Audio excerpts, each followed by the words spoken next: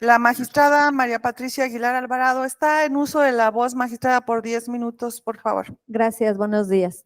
La iniciativa de reforma, el tema que me tocó es elección de juzgadoras y juzgadores por voto popular.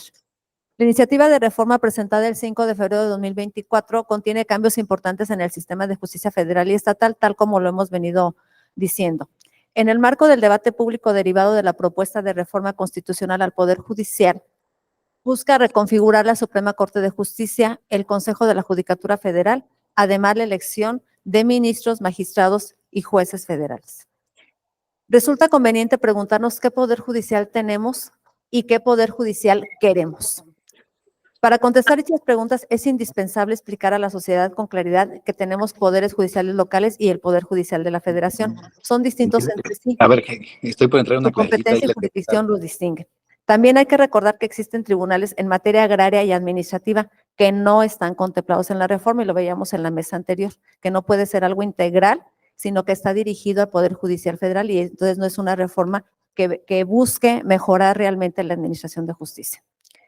En la especie debemos de recordar que los poderes judiciales del orden común no solo concentran la mayoría de los asuntos que se resuelven en el país, sino que son el primer contacto que la ciudadanía tiene para resolver sus conflictos. En ese sentido, es esencial conocer el estado actual de los poderes judiciales, los retos que enfrenta y el impacto que podría representar la propuesta de reforma.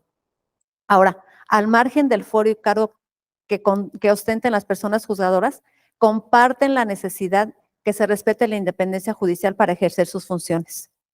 En la actualidad se ha construido una narrativa que presenta a la independencia como un privilegio de los operadores jurídicos o también como un coto de poder, lo cual definitivamente no es cierto. La independencia judicial es un principio fundamental en un sistema democrático de justicia que garantiza que las personas juzgadoras pueden tomar decisiones de forma imparcial, justa y equitativa. Para asegurar que así sea, se requiere una serie de mecanismos que posibiliten que los jueces actúen de manera independiente. Tenemos diferentes clases de independencia. La independencia judicial, también conocida como una autonomía institucional, la cual se refiere a las garantías necesarias para su funcionamiento del Poder Judicial en su conjunto, incluyendo temas como presupuesto y salarios, de lo que ya veníamos hablando en la mesa pasada. Definitivamente no tenemos el presupuesto necesario y eso no permite que se sigan abriendo más órganos jurisdiccionales y limita, por supuesto, el acceso a la justicia. Eso no tiene nada que ver con la operatividad de los poderes judiciales. La independencia judicial personal o profesional, que concierne a las condiciones que necesitan los y las juezas para actuar de forma autónoma e independiente. Todo individuo que ve afectados los derechos requiere de una persona juzgadora que actúe sin ser influenciada por opiniones políticas, dinero o cualquier otra presión.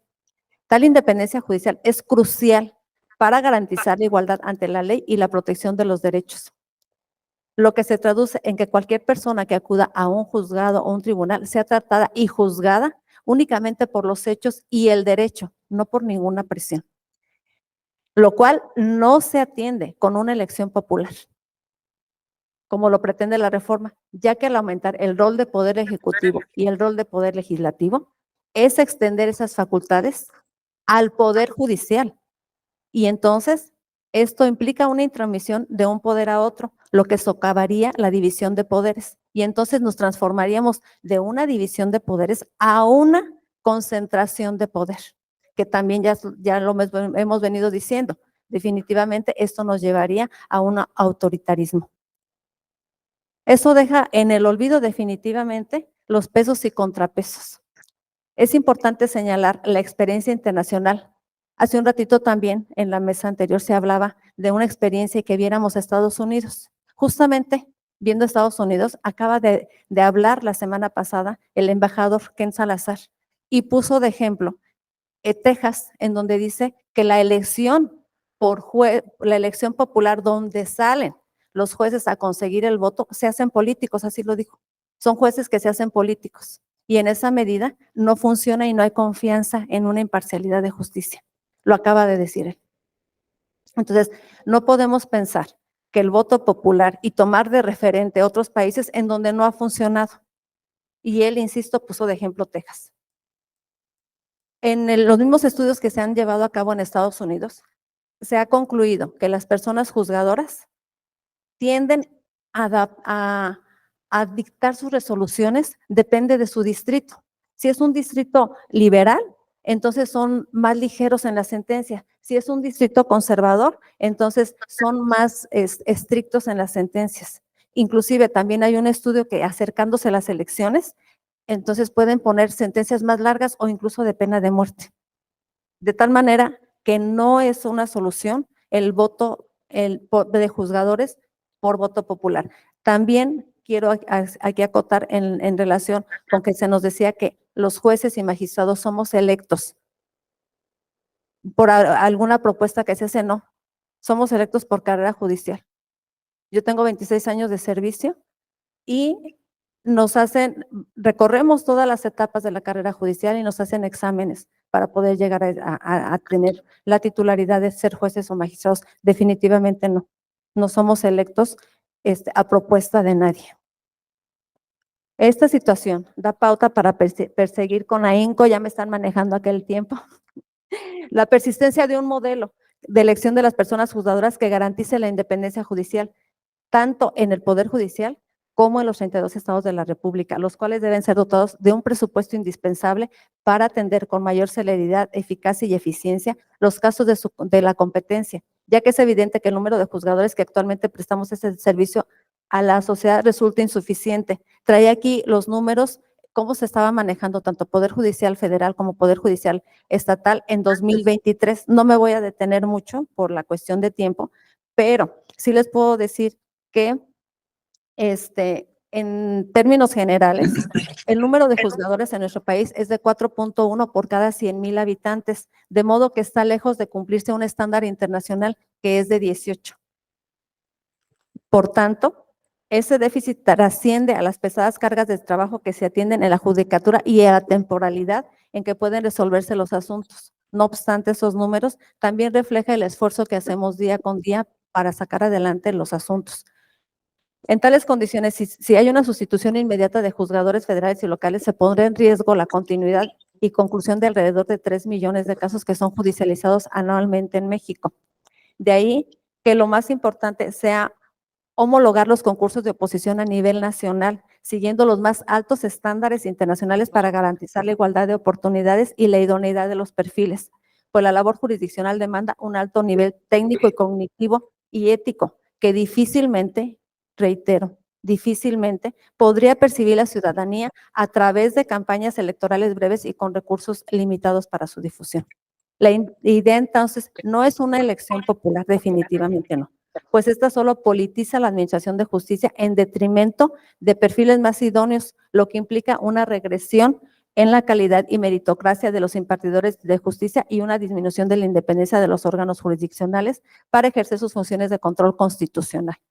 De tal manera que esta reforma no legitima a nadie, ni entraña por sí la solución a los problemas que enfrenta el sistema de impartición de justicia, como entre otros es la demora de los asuntos. Pero también aquí, ya hablé yo de la falta de presupuesto, de las cargas de trabajo, pero también hay que entender que tenemos una ley procesal que tenemos que aplicar y todos los litigantes aprovechan todas las pruebas que puedan ofrecer y también agotan todos los recursos, lo que también hace que se tarden los procedimientos. Sin embargo, si hay una situación en la cuestión procesal, no nos corresponde a Poder Judicial.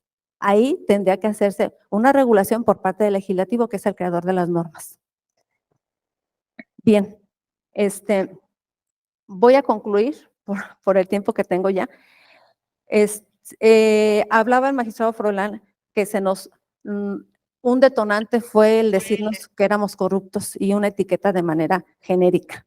Evidentemente que es nada más una etiqueta sin ningún sustento, porque realmente pues no hay indagatorias como para que nos digan que efectivamente está comprobado que somos corruptos. No, hablo de que tengo más de 26 años de servicio y no he visto procedimientos por corrupción y además todos los integrantes de la carrera judicial, que incluye secretarios, actuarios y oficiales, con los que he tenido la oportunidad de trabajar, son mexicanas y mexicanos mayoritariamente honestos, competentes y comprometidos, que están ahí por méritos y dan su mejor esfuerzo para colaborar en la defensa de los derechos fundamentales para impartir justicia.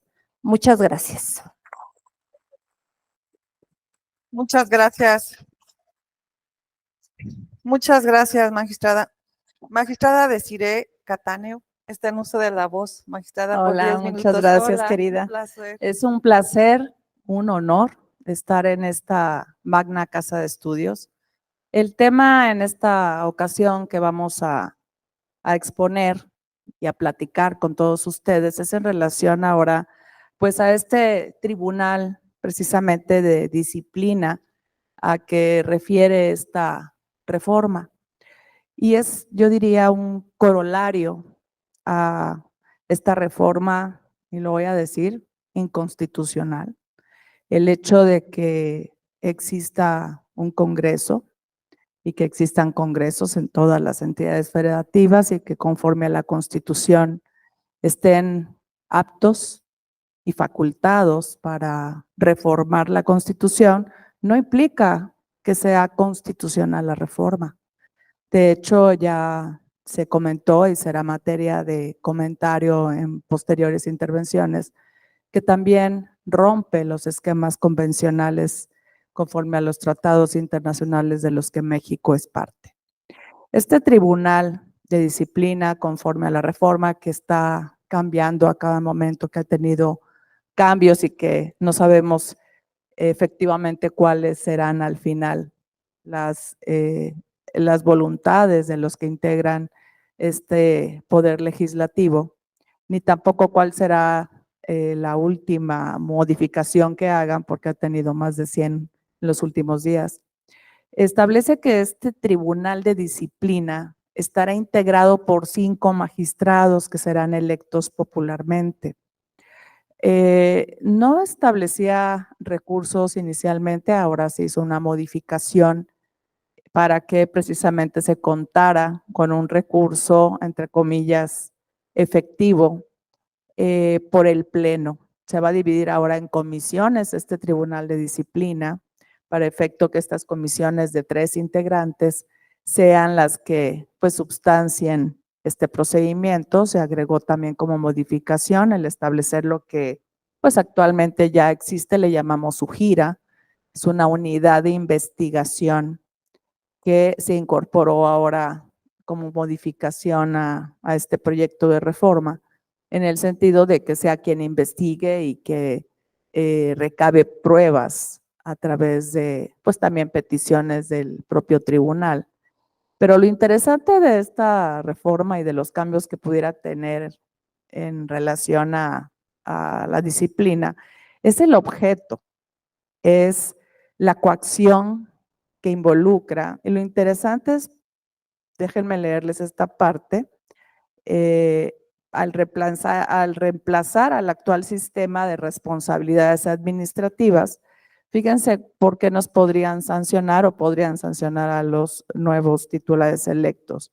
Por actos o omisiones contrarios a la ley, al interés público o a la adecuada administración de justicia.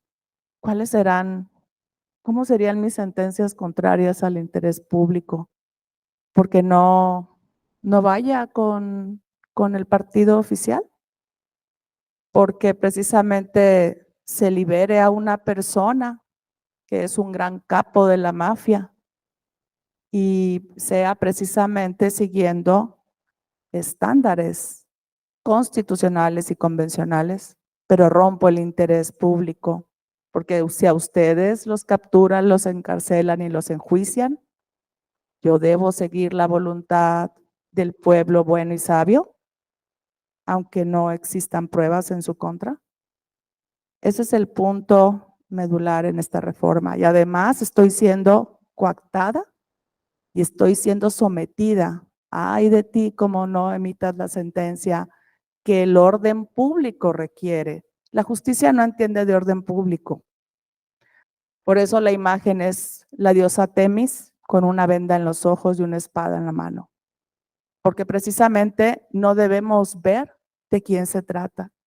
Y tampoco debemos ver si vamos a ir en contra de una autoridad como lo es el Ejecutivo Federal o cualquier otra. Eso ha sido la forma más garante de nuestra Constitución. Esa ha sido la defensa más efectiva de nuestro sistema y Estado de Derecho. Ese es el punto medular que subyace en el Poder Judicial de la Federación. Y creo que la propia reforma habla bien precisamente de nosotros, porque si no estuvieran tan molestos por las sentencias que hemos emitido sin ver de quién se trata, no nos estarían echando del edificio. Y eso me llena de orgullo decirlo. Esta reforma no es más que el uso de un populismo, valga la expresión, para denominar a una tendencia que se ha utilizado en los países como Bolivia, Venezuela y tantos otros, en los que se utiliza una falacia ante el público y sobre todo teniendo un programa mañanero con tantas horas para montar un circo y establecer precisamente que el pueblo bueno y sabio sabe todo, aun cuando vaya contrario a nuestro sistema de derecho, aun cuando vulnere la división de poderes. Y esa es la forma más fácil de obtener votos y además, pues si se compran por medio de dinero público y se otorgan un sinnúmero de beneficios, aunque sea un monto muy pequeño, lógicamente se va a obtener un favor del pueblo para las próximas elecciones. Y así puedo convencerles de que la culpa de la inseguridad y de que nos llamen gobierno de narcotráfico, de que en el exterior se refieran al Ejecutivo como un presidente, como narcopresidente, a pesar de todo eso, la culpa siempre puede recaer en alguien más, porque además el pueblo bueno y sabio no se equivoca. Todos somos pueblo, todos somos Poder Judicial de la Federación y todos estamos encargados de defender lo último que queda de la venda en los ojos. En este momento es muy confundible el hecho de considerar que por tratarse de únicamente de salarios, piensan las personas, o de derechos de quienes laboramos para esta institución tan honorable como es el Poder Judicial de la Federación. Se trata solo de nosotros. Yo le ponía en ejemplo en otra conferencia, en otra plática, a alguien que decía yo, ¿qué pasaría? Yo estoy en materia administrativa, pero la verdad es que concursé como juez mixto, conozco todas las materias, pero ¿qué pasaría si subieran el impuesto que sea al 90% de su salario? Y usted viniera con alguien que ha sido electo por votación popular, dijera, es que no puedo vivir con el 10%, es inconstitucional que hayan incrementado los impuestos, dejándome la nada de mi salario. No, le diría el juez popular. El pueblo bueno y sabio no se equivoca. Eso es lo que va a suceder después de esto. Cuando exista una norma también que piense que la casa de ustedes es muy grande, porque ahí podrían vivir 2 familias, y entonces ya no tengan ustedes la propiedad sobre la casa porque hay que darla a quien no tiene. Entonces ya no habrá amparo. El amparo desaparecerá prácticamente, aunque sea invisible su derogación por medio de esta reforma. Defendamos al Poder Judicial, porque eso implica defender a la patria. Todos somos Poder Judicial de la Federación. Muchas gracias.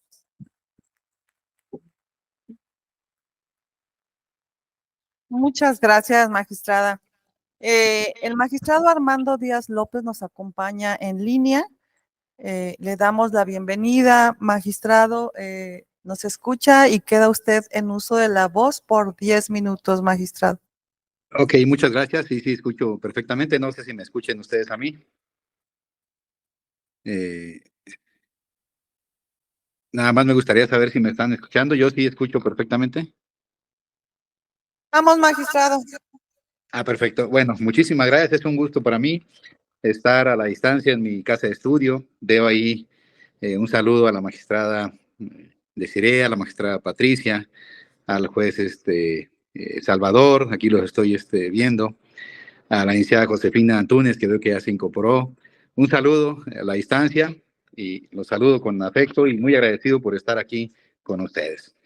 Fíjense que efectivamente la postura en mi caso, como magistrado y como ciudadano y como usuario de la justicia y como operador de la justicia, es en contra de la elección popular de jueces y magistrados. El estándar internacional, incluso a nivel mundial, está previsto que el mejor mecanismo para garantizar y proteger la independencia judicial es la carrera judicial. Por años en México tenemos más o menos ya desde 1995, en que se implementó ya más formalmente la carrera judicial, que precisamente se pensó en alejar a los jueces de la política. Porque si politizamos la justicia, pues definitivamente los jueces nos vamos a deber a otros intereses y no precisamente a resolver los asuntos de una manera, digamos, imparcial, de una manera equitativa, de una manera justa hacia las partes. Es más, yo soy de la idea que la carrera judicial, y creo que mucho lo pensamos, por ahí escuché también a la magistrada Patricia Alvarado, en ese sentido, la carrera judicial incluso debería implementarse en los poderes judiciales locales. La carrera judicial debería implementarse en los tribunales agrarios. La carrera judicial debería implementarse en los tribunales contenciosos administrativos, ¿sí?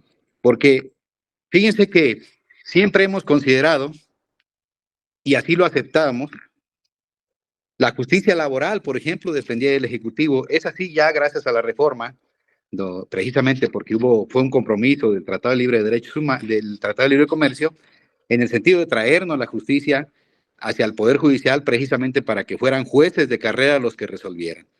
El hecho de que esta reforma en realidad no busca mejorar el sistema de justicia, busca apoderarse del único poder que hasta ahorita ha estado haciéndole frente a las decisiones caprichosas, arbitrarias, irracionales, burlescas, irónicas del presidente de la República y del grupo que está en el poder. Sí, el grupo que está en el poder es una élite.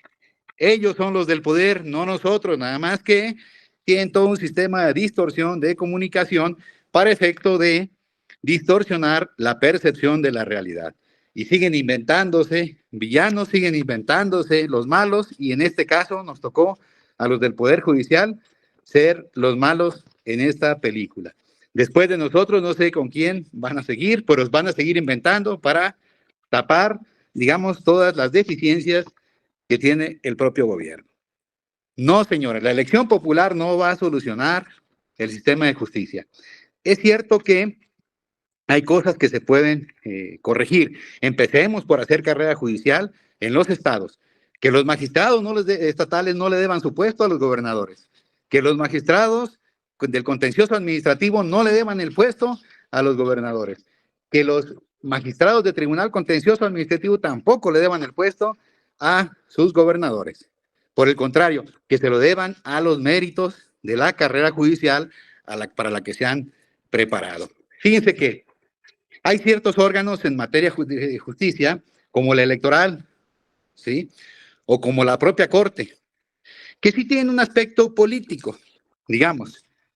Hay que reconocerlo, que los tribunales electorales son políticos, pero lo que se hacía precisamente para contrarrestar o que todas las fuerzas estuvieran representadas eran nombramientos progresivos.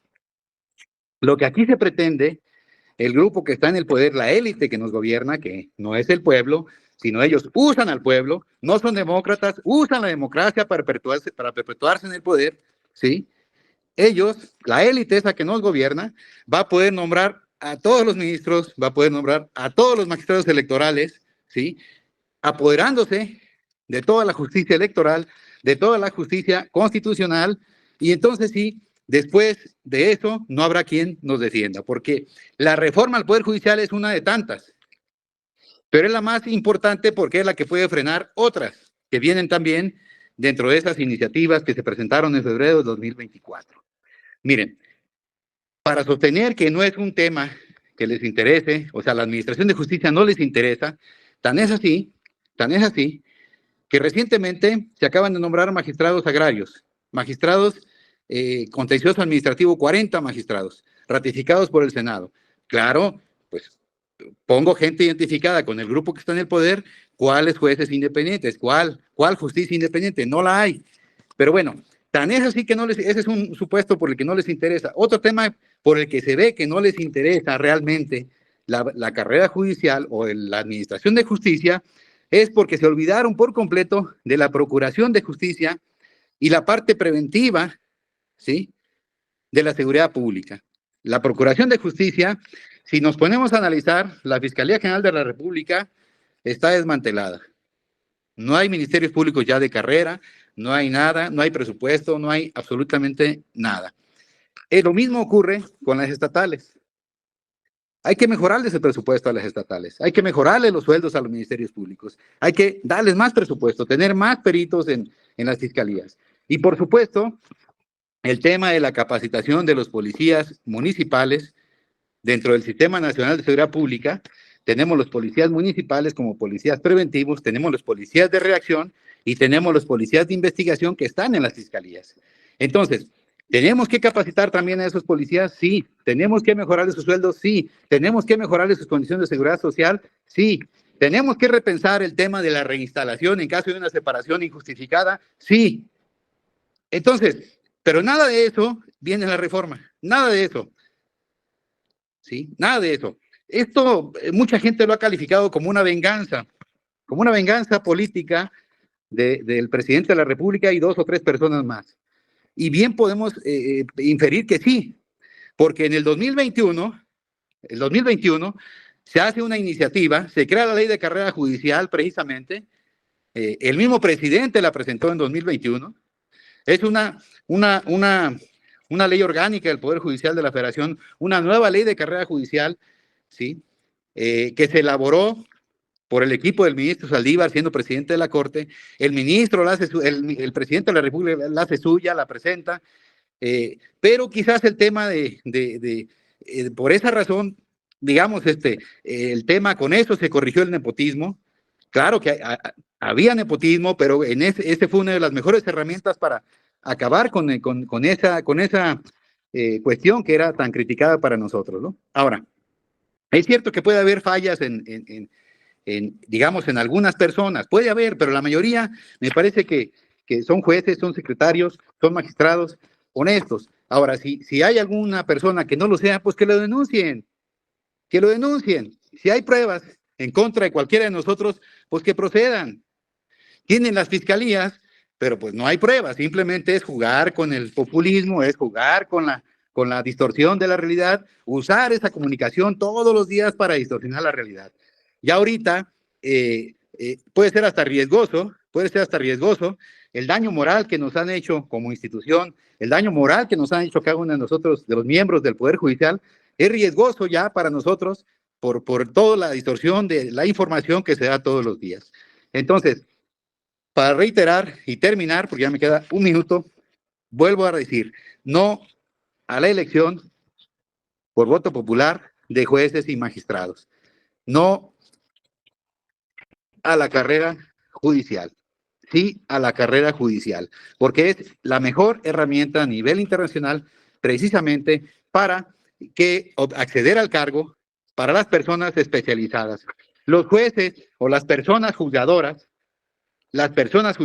no nacen, no se hacen con una licenciatura, se hacen a través de años de servicio en la carrera judicial. Estadísticamente está probado que se requieren aproximadamente 14 años de experiencia.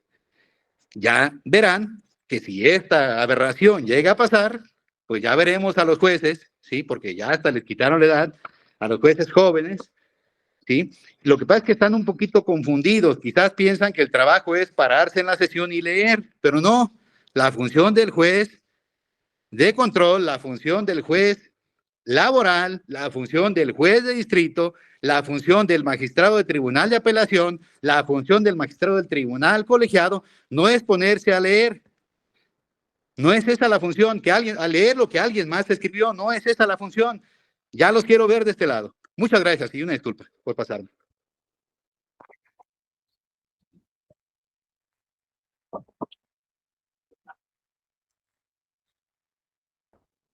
Muchísimas gracias, magistrado. Damos el uso de la voz por 10 minutos a la maestra Araceli Gutiérrez Cortés. Adelante, maestra. Muchas gracias. Muy buenas tardes. Buenos días a todas y a todos. Con el permiso de las autoridades que me acompañan en esta mesa, que admiro y respeto muchísimo, y agradeciendo la invitación de mi maestro Carlos Camarena, muchísimas gracias.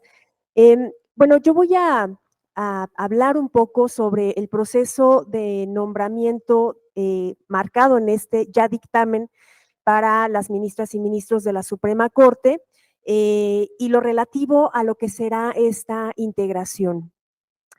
Uno de los primeros aspectos que se plantea es la disminución de 11 a 9 ministros, y me parece que de entrada podremos pensar que no es una afectación tan relevante. Ciertamente no lo es. Me parece que hay dos aspectos importantes que tenemos que tomar en cuenta en relación con estas integraciones. Los órganos colegiados tan grandes como las Cortes Supremas o las Cortes Constitucionales tienden a ser grandes fundamentalmente por dos motivos. Uno tiene que ver con esta pluralidad, la pluralidad que ofrece un órgano integrado con diversas personas, la posibilidad de análisis mucho más profunda, el poder tener en la mesa a personas con una visión tal vez más conservadora, una visión tal vez más liberal, algunos términos intermedios, algunas personas intermedias.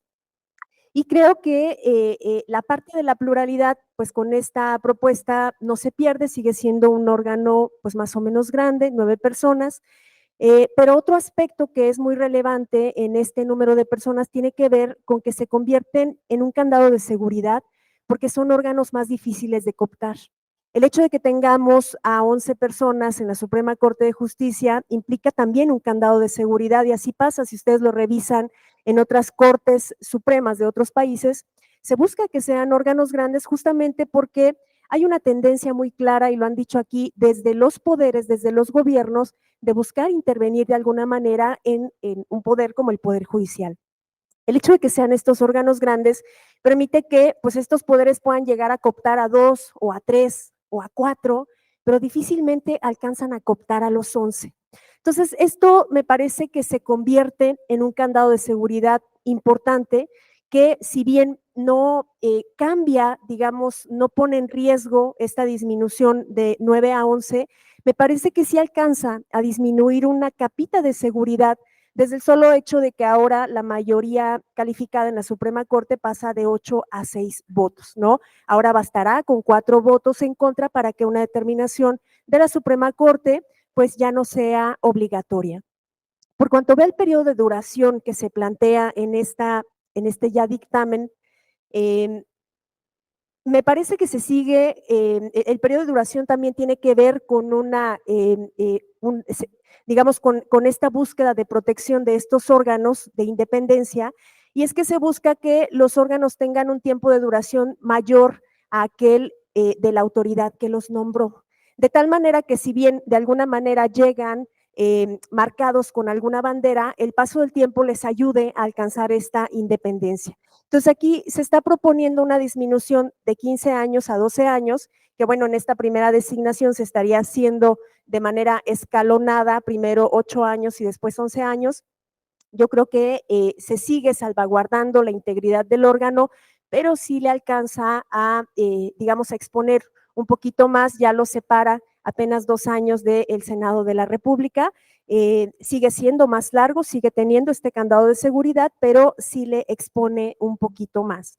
En cuanto al proceso de nombramiento, y ya se ha dicho desde la primera mesa, la primera gran preocupación tiene que ver con el hecho de que la renovación se realice de manera general de las 11 personas.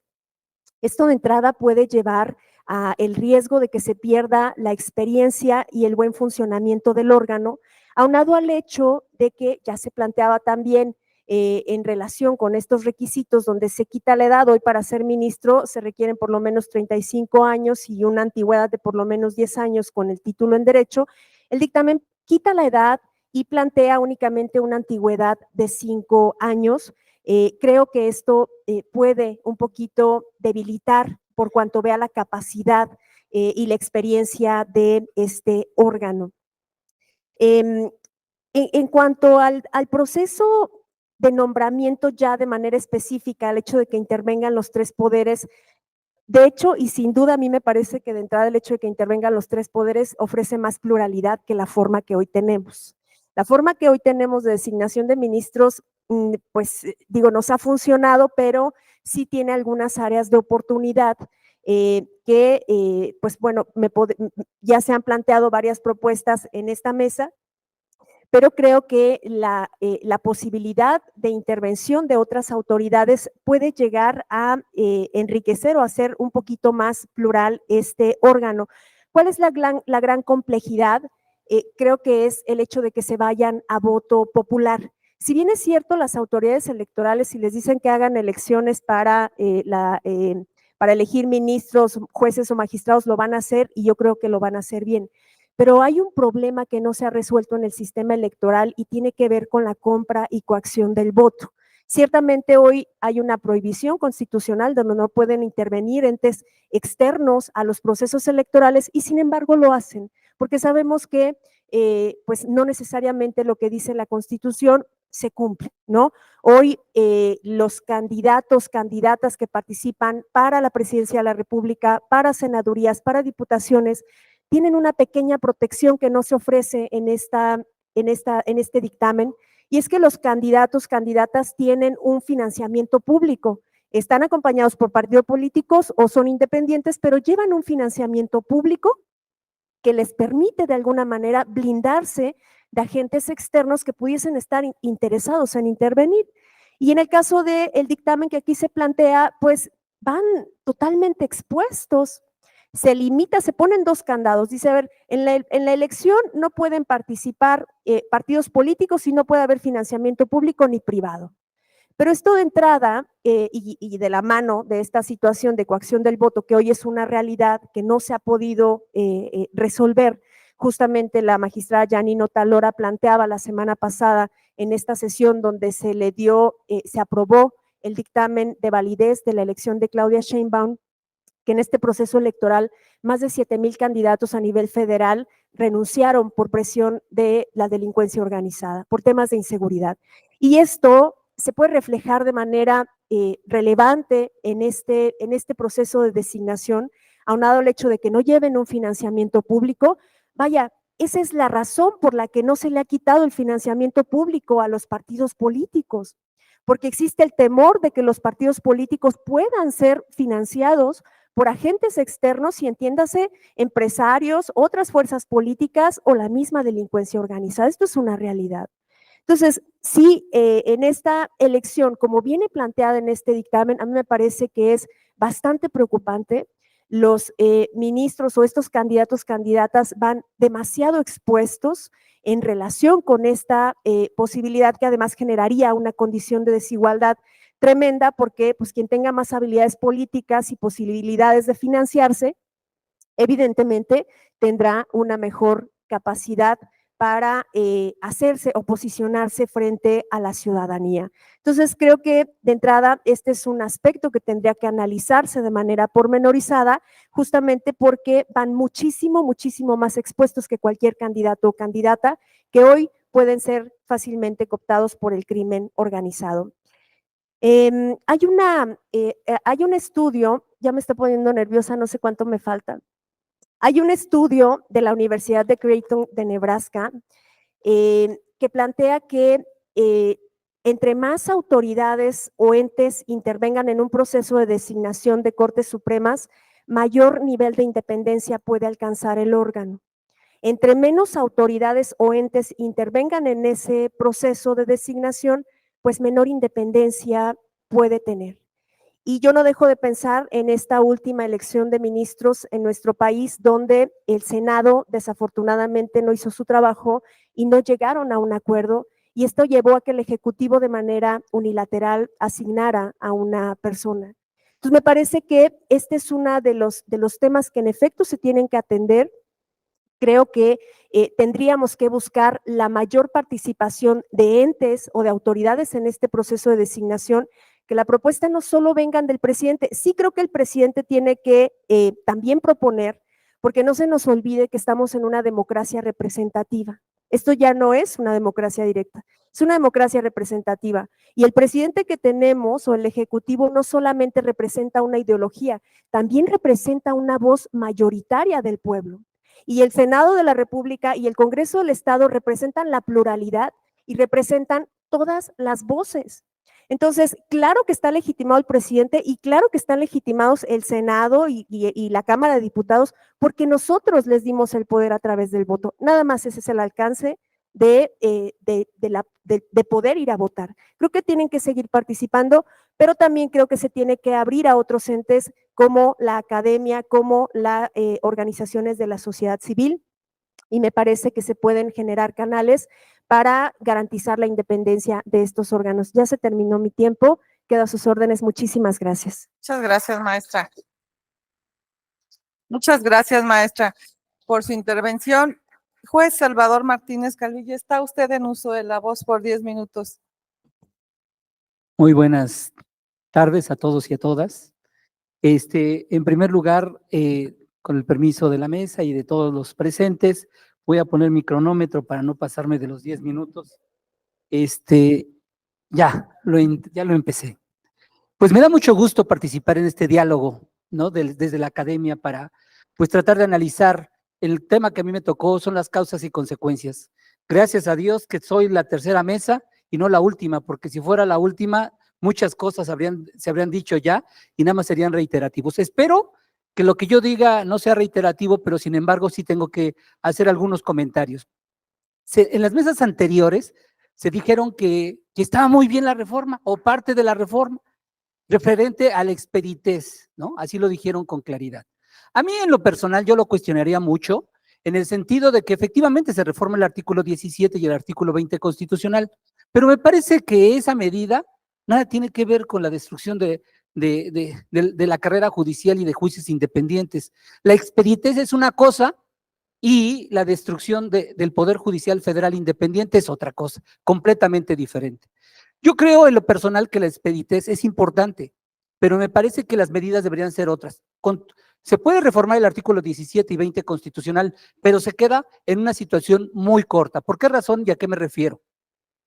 Deberían, en todo caso, verdaderamente, para fortalecer la independencia judicial y la división de poderes, es modificar para que se pudiera tener un presupuesto completamente diferente, que se establezca un porcentaje del Producto Interno Bruto con la finalidad de que el Poder Judicial Federal pudiera utilizarlo con la finalidad de hacer la expeditez judicial. ¿Y cómo lo podría hacer? Ya lo dijo un juez laboral, que funciona perfectamente la impartición laboral, oral, la justicia laboral oral, y que bueno, lo que podríamos hacer es generar mayor número de juzgados con la finalidad de hacer los expeditos. Entonces, estas dos cosas, esta situación, sí permitiría, en todo caso, la expeditez, ¿no? Pero nada tiene que ver con esto, sino lo que debemos de hacer es fortalecer la independencia judicial y la división de poderes. Otro tema que de alguna manera comentaron es con respecto a la corrupción, ¿no? La corrupción. Yo quisiera hablar por parte del Poder Judicial Federal. ¿Por qué? Porque es el único que conozco. Tengo 29 años dentro del Poder Judicial Federal y es lo único que conozco. Me le he pasado trabajando primero para tener una carrera judicial y poder acceder al cargo de juez, y tengo 23 años de juez, así que pues me queda poco tiempo para poder estar buscando en otros poderes o en otras instancias. Y yo lo que yo sí advierto es lo siguiente: en 29 años yo no he visto ningún acto de corrupción. Si yo hubiera visto un acto de corrupción en el Poder Judicial Federal, lo hubiera denunciado, ¿no? Pero no lo hay. Ahora, déjenme decirles que cuando llegó el ministro Arturo Saldívar como presidente de la Suprema Corte, lo que quería decir es atacar la corrupción y atacar el nepotismo. Y con eso impulsó unas reformas las reformas del 2021, en donde precisamente quería atacar eso y persiguió a todos los jueces y magistrados federales con la finalidad de acabar con la corrupción. Hasta donde yo tengo entendido, solamente destituyó a uno, y somos más de 1,700, así que uno, la verdad, como dicen, no es ninguno, ¿me explico? Y al final de cuentas, ¿qué es lo que pasó? Instauró la reforma constitucional del 2021 y estableció una ley de carrera judicial. En esta carrera de carrera judicial, ¿qué es lo que hizo? A todos los familiares de jueces y magistrados les puso la letra escarlata. Esta letra escarlata significaba que los jueces y magistrados no podían establecer, darles un nombramiento. Tenían, a diferencia de cualquier persona, establecer un procedimiento para que en igualdades de condiciones pudiera acceder al cargo. ¿Me explico? Déjenme decirles que esto funcionó desde 2021 y funciona actualmente. Si yo como juez quiero hacer un nombramiento, necesito primero checar si efectivamente esta persona tiene una relación familiar. Si tiene relación con un titular o con un juez, aunque yo no lo conozca, no le puedo dar el cargo de actuario, de oficial o de secretario. Si hubiera una persona totalmente diferente que no tiene una relación familiar con un titular, lo puedo contratar. Fíjense, ya desde ahí comenzamos con una desigualdad. Y dicen, bueno, si quieres tú darle nombramiento, que participe en un examen de oposición. Y participan en un examen de oposición. Y el quien gane se le da el nombramiento. Ah, pero si el que ganó fue un familiar de un titular, ¿qué creen? Tiene que pasar a otro control. ¿Y cuál es el otro control? Precisamente un comité de integridad, para verificar que efectivamente se siguió un protocolo en el sentido de que fue un examen abierto y se le dio la oportunidad a todos que participaran. Y una vez que participaran, ¿qué es lo que hizo? Pues entonces ya sí le pueden autorizar el nombramiento a una persona que tenga un familiar con un titular. ¿Qué es lo que hicieron eso? Además de eso, movieron a todos los jueces y magistrados de diferentes circuitos, los mandaron en donde no podían tener ningún tipo de injerencia y no podían tener familiares. Todo esto acabó con el nepotismo, el favoritismo y el amiguismo. Déjenme decirles que el exministro Arturo Saldívar, cuando terminó, dijo, acabamos con el nepotismo. No pudo, dijo que también con la corrupción, pero nunca encontró nada. ¿Me explico? Pero dice, acabamos con el nepotismo. Tiene razón. Se establecieron filtros y controles con la finalidad de que el Poder Judicial no se rigiera por el nepotismo y no se rigiera por el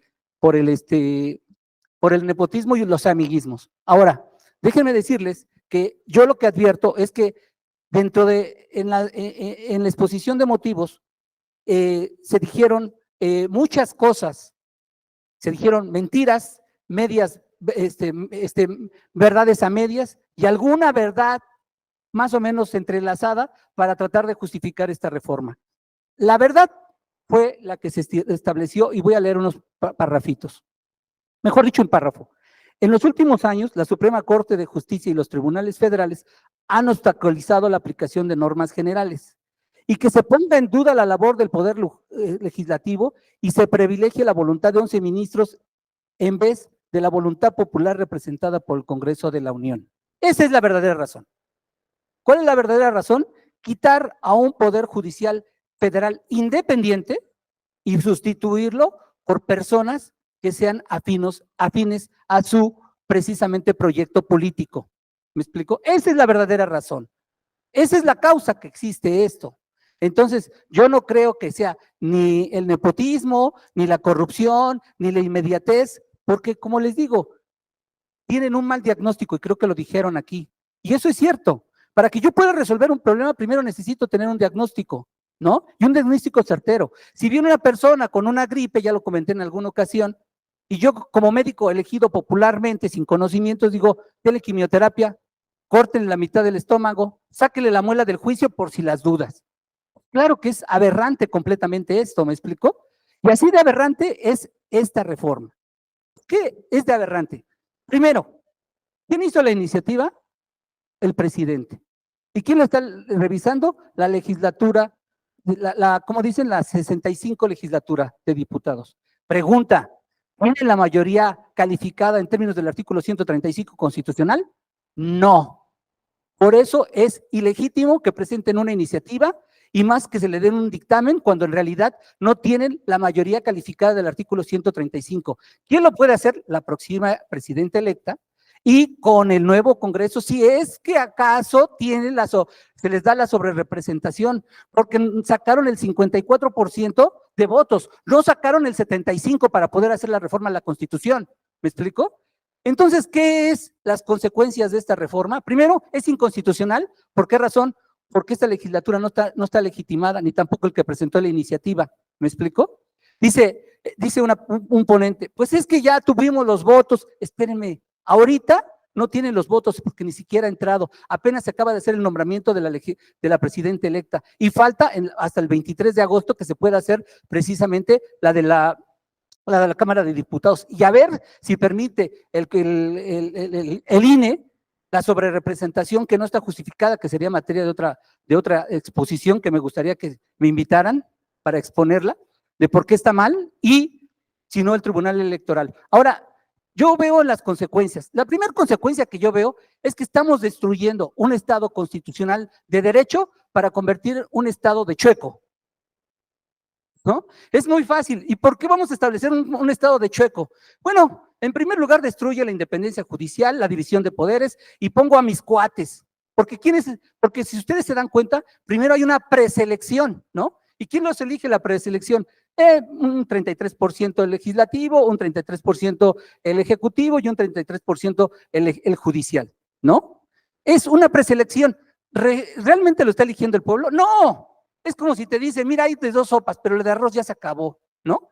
O sea, ¿qué es? Al final de cuentas, poner a sus cuates, ¿no? Puede ser que llegue como juez o magistrado o ministro un político, pero no solamente eso. Puede llegar un amigo del político o un familiar del político. Así que todo lo que se había construido se destruye. ¿Por qué razón? Porque ahora permitimos el amiguismo, el nepotismo y el amiguismo, ¿no? Para hacer los favoritos. Entonces, ¿qué es lo que pasa? Eso, destruir un Estado constitucional de derecho y poner un Estado de chueco. ¿Sabe qué? Se me perdió. ¿Cuánto me falta? Ya se acabó. Gracias.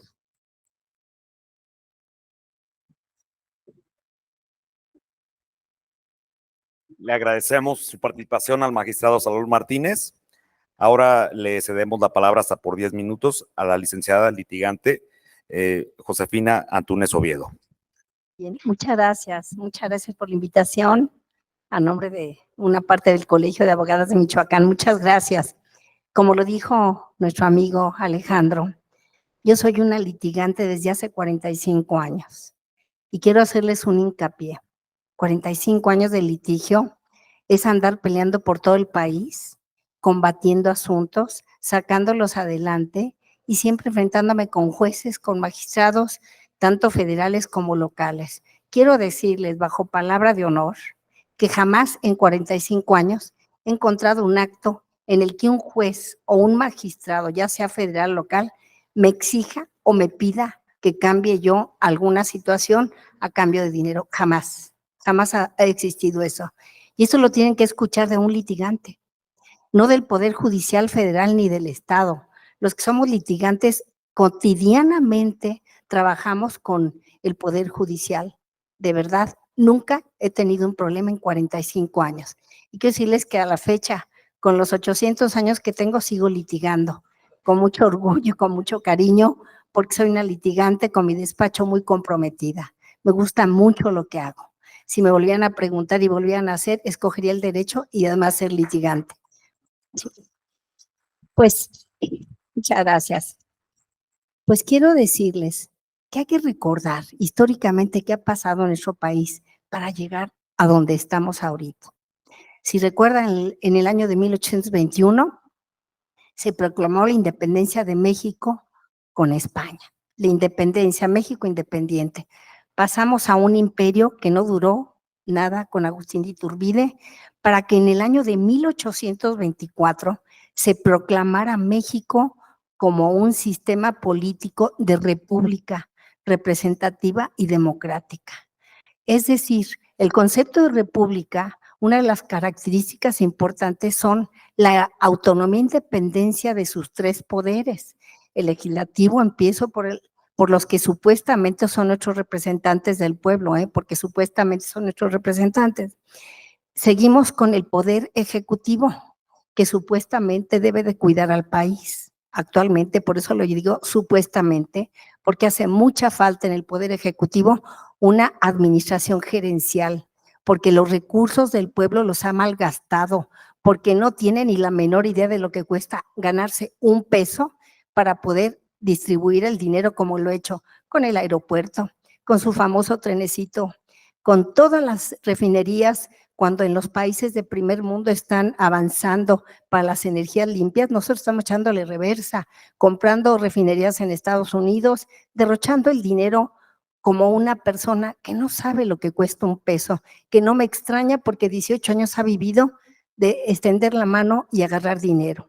Ese es el poder ejecutivo, sin embargo, se supone que a partir de la República es independiente y autónomo. Seguimos con el poder judicial. El poder judicial que a mí como litigante me interesa muchísimo. ¿Por qué? Porque si yo en un juicio tengo un juez electo por el pueblo, que no va a ser electo por el pueblo bueno, sino va a ser electo por el poder ejecutivo y poder legislativo, o sea, el partido Morena, el partido mayoritario. A mí no me interesan los partidos políticos, pero sí me interesa que un juez no se politice. Me interesa muchísimo que un juez imparta la justicia como lo establece la Constitución, en forma equitativa e imparcial. Al ser politizado un juez, por supuesto que va a ser una persona, primeramente, los amigos como los que han mandado a la Suprema Corte de Justicia, que no me duele decirlo, la Suprema Corte de Justicia está lamentablemente ensuciada por 2 ministras que no se la merecían, por 2 ministras que ni siquiera concluyeron su carrera profesional, una de ellas, y la otra por ser hermana de un político como Batres. Entonces, ensuciaron la Suprema Corte, pero no fue suficiente, porque el presidente no manda iniciativas al Congreso, ¿saben? Manda ocurrencias. Una iniciativa tiene sus argumentos de cómo se debe de mandar una iniciativa al Congreso, pero él no, él manda ocurrencias, lo que se le ocurre cada mañana en sus famosas mañaneras que cuestan millones y millones de pesos, pero como le repito, a él no le interesa administrar los dineros del pueblo, le interesa cómo los gasta a su gusto y a su discreción. Luego entonces, si nosotros nos enfrentamos como postulantes, imagínense ustedes, cierren los ojos y piensen que yo tengo un juicio y resulta que la parte que represento o es apartidista o es miembro de algún partido político determinado de la oposición. Pero como el juez fue electo, entre comillas, por el pueblo bueno, pues pregúntenme si la parte contraria pertenece al partido mayoritario, ¿por quién va a resolver ese juez? Pues por el partido político, ¿están de acuerdo? Entonces ya rompe el equilibrio que nos marca la Constitución para la impartición de la justicia, que debe ser en forma equitativa e imparcial. Es decir, los jueces, cuando son de carrera, nosotros como litigantes los conocemos por sus sentencias. Los señores jueces a los litigantes nos enseñan cuando son de carrera. Yo aprendo con una muy buena sentencia que es inapelable, que es inatacable, porque son jueces de carrera, no son ocurrencias del Ejecutivo, no son, yo quiero ver una sentencia que dicte Batres o que dicte Jocelyn, perdón, cualquiera de esas 2 sentencias, pues no me van a enseñar nada de derecho, con todo respeto. Si ustedes me dicen cualquiera de los otros ministros una sentencia, nosotros aprendemos de las sentencias que emiten los jueces y las sentencias que emiten los magistrados. Entonces, si ustedes, si nosotros como ciudadanos permitimos que esos jueces y magistrados sean electos por el pueblo bueno, que ya les dije no va a ser el pueblo bueno, porque imagínense, 10 el ejecutivo, 10 el legislativo y 10 el judicial, bueno, pues por supuesto que la mayoría van a ser los que escoge el legislativo y el legislativo y el ejecutivo, como lo decía muy bien el magistrado ahorita con antelación que me antecede en sus manifestaciones, van a ser puros amigos, 0 carrera judicial, 0 conocimientos, porque con todo respeto para los jóvenes que en este momento nos acompañan, miren ustedes, para ser juez no es saliendo de la escuela, aunque tengan mención honorífica. Para poder ser juez, requieren de una carrera que les trascienda, que les enseñe y que los motive a estudiar sus asuntos. Para esto, pues no es saliendo de la escuela. Jóvenes, yo al salir de la escuela, sí, tuve un mentor que yo quise con todo mi corazón, que es el maestro Ignacio Burga Orihuela. Le agradezco todas las enseñanzas, todos los borregazos que yo me di en la vida profesional al inicio. Se los debo gracias a ese crecimiento de ese gran maestro. Pero imposible, tuve oportunidad de irme a un juzgado, no pude, no tenía posibilidades. Para ser juez requieres de un perfil fuerte, justo, sin compromiso alguno. Y la verdad, a mí me dio temor. Estuve en una agencia del Ministerio Público, no me avergüenzo. Duré 6 meses porque no tuve capacidad física ni mental para aguantar una agencia del Ministerio Público. Luego, entonces, yo quiero decirles que yo como litigante, y sé que muchos litigantes que están aquí también acompañándonos, ellos están de acuerdo conmigo. No podemos tener jueces electos por el pueblo bueno, entre comillas. Tiene que ser un juez de carrera judicial, tal como lo tienen ustedes en el orden ahorita. Hacen una carrera judicial, hacen sus exámenes, presentan exámenes y traen atrás unas.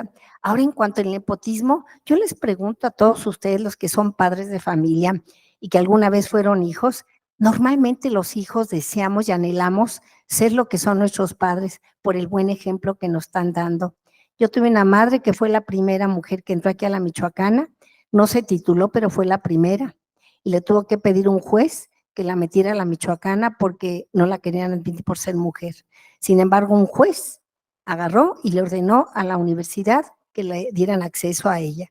No se tituló por casarse con mi papá, bendito sea, porque aquí estoy yo. Y entonces, generalmente anhelamos los hijos porque admiramos la mayoría de nuestros padres y queremos ser lo mismo. ¿Por qué les vamos a coartar el gusto a muchos hijos de miembros del Poder Judicial que quieran ser jueces, que aspiren a ser magistrados, que aspiren a impartir la justicia como le están haciendo sus padres? Yo creo que eso no es ningún pecado. Me parece una tontería, con todo respeto, lo que hizo Saldívar, pero bueno, como dije, el magistrado es otro tema, ¿verdad? Es otro tema hablar de las capacidades de los que alguna vez encabezaron la Suprema Corte de Justicia. Los jueces deben de ser electos a través de sus carreras judiciales, a través de exámenes que pasen y que aprueben, porque deben de ser aprobados. Incluso, yo les pregunto, ¿no cuando se elige un magistrado y un juez pasan por su visto bueno a la Cámara, al Congreso? Claro. ¿Y quién es el Congreso? Supuestamente nuestro representante. Es representante del pueblo. Entonces no pasa a ser aprobado por representantes del pueblo, pues claro, pasa para darles un visto bueno. Luego entonces, que no me vengan con ese cuento que hay que hacer a los jueces electos por elección popular. Licenciada, Por otra ¿cerramos? parte, perdón, Sí, un vamos minutito. cerrando, por favor. Sí, un minuto. Nada más para terminar esto. Si se hiciera así, elección, ¿qué creen? Estamos violando el artículo 41 de la Convención Interamericana de Derechos Humanos. Esta convención, donde México es parte, en su artículo 41, dispone que los estados no podrán, con todo respeto, meter su cuchara en la elección del Poder Judicial, que al Poder Judicial se le debe respetar su independencia y su autonomía. De lo contrario, lo peligroso, como lo decía la licenciada, quiero decirles que lo peligroso, ya no vamos a hacer república, pasamos a otra política gubernamental que se llama dictadura. Ese es cuanto. Muchas gracias. Muchísimas gracias, licenciada Antúnez.